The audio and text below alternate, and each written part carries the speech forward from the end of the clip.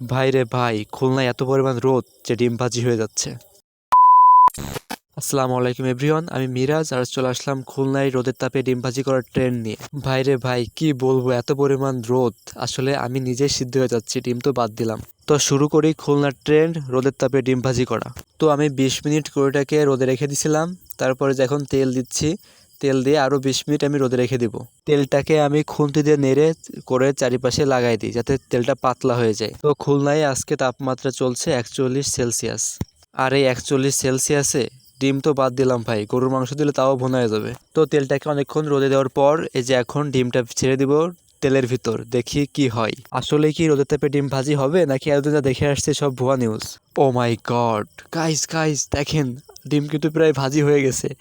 সাদা অংশটা দেখছেন, সাদা হয়ে যাচ্ছে আরো বেশি। রোদের তাপে ডিম ভাজি করার এই উৎসাহটা আমি সময় টিভি থেকেই পাইছি। এই ভিডিওটা করার উদ্দেশ্য রোদের তাপে ডিম ভাজতেছি এমনটা না, আসলে এই গরমে খুলনা মানুষের জনজীবন কতটা কষ্টের সেটা তুলে ধরা। বাস্তব কথা কি বলবো, বলতেও খারাপ লাগে।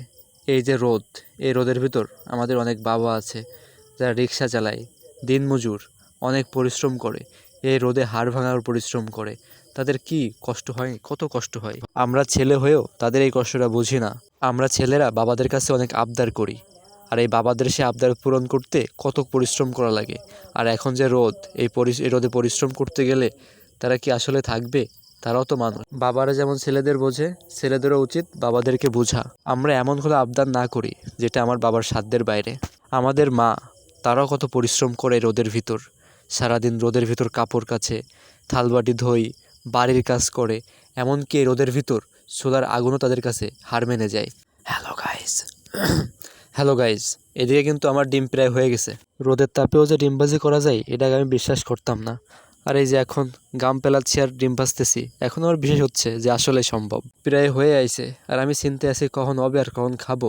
আসলে চোখের সামনে তো আর সহ্য হচ্ছে না আর। ডিম ভাজিটা এখন প্রিসে উঠাবো আর চামচ দিয়ে কেটে কেটে কেটে কেটে খাবো আর আপনাদেরকে দেখাবো।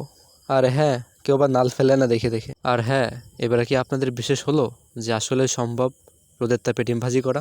দিস রোদের পাওয়ার ইজ খুলনা ব্রো। ডিমটা রোদে উঠানো হয়ে গেল, সরি প্রিসে উঠানো হয়ে গেল, এখন শুধু খাওয়ার পালা। ডিমটা অনেক সুন্দর লাগতেছে, একদম মনে হচ্ছে চোলাই করা হয়েছে। খুবই সফট এবং কি পুরো অমলেটের মতো হয়ে গেছে, একদম নরম, ভিতরে কুসুমটা একদম পানি পানি। যাই হোক, এত কালা মানুষ, তারপর আবার এই রোদ্দুরে ফুরে ফুরে এই ডিম ভাজলাম। ওয়াও, অসাধারণ স্বাদ। টাটা।